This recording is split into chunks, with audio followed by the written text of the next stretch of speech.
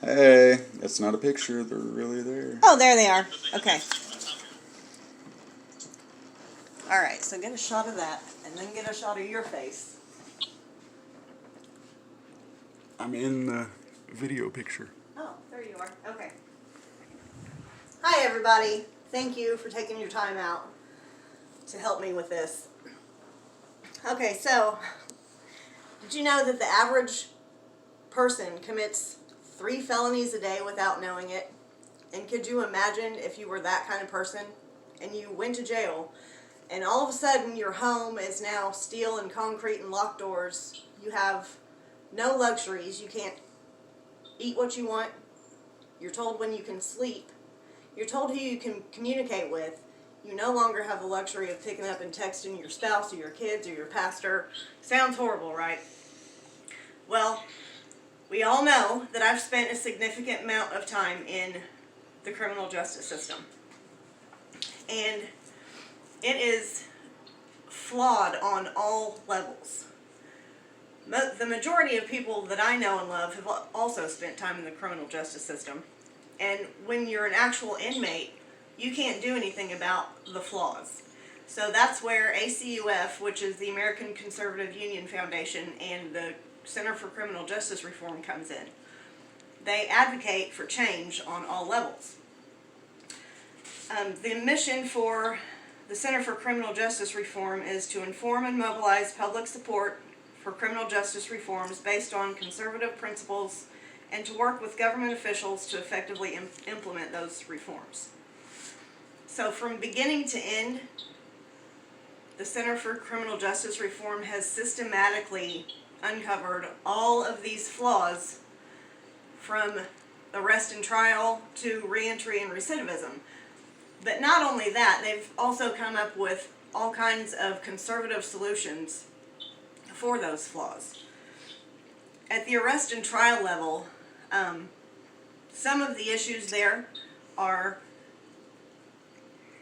the fact that there's $13 billion a year spent to incarcerate people pre-trial, meaning they've not even been convicted of a crime, and taxpayers are paying $13 billion a year to incarcerate them before they're even guilty.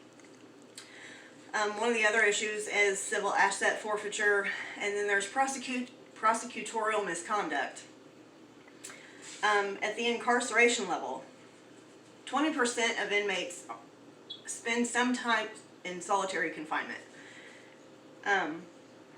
They also touch on the treatment of the mentally ill and the treatment of women and pregnant women especially,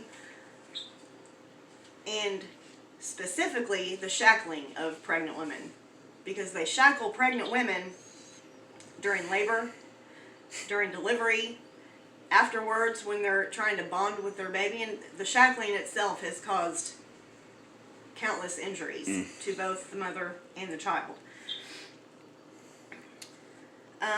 And the last one on the incarceration level is that 1 in 10 inmates are raped at some point in their incarceration.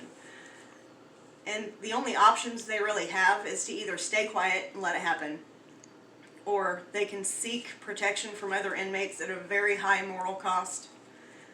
They can report it to corrections staff, but most of the time nothing happens, and they get labeled a snitch, which invites all kinds of other assaults and abuse. They did have, they passed a Prison Rape Elimination Act in 2003, but it didn't do anything.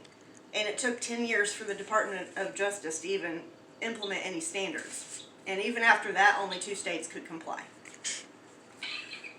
When we talk about reentry and recidivism,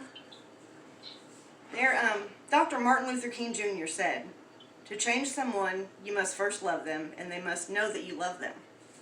Crime is a moral problem, and the government can't love people, and they can't expect people to change just through job training and education alone. And that's where volunteers and prison fellowship come in.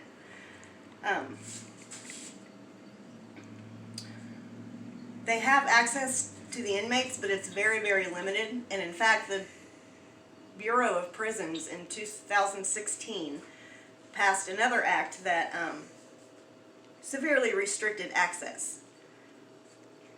They also can't have any relationships after they're released with these people that they've built healthy relationships with. So the criminal justice system is flawed literally on every level. ACUF and the Center for Criminal Justice Reform are hard at work advocating real and significant change that benefits the offender, the families, their children, the victims, the correctional staff, the taxpayers, and society as a whole. And that is it. Thank you.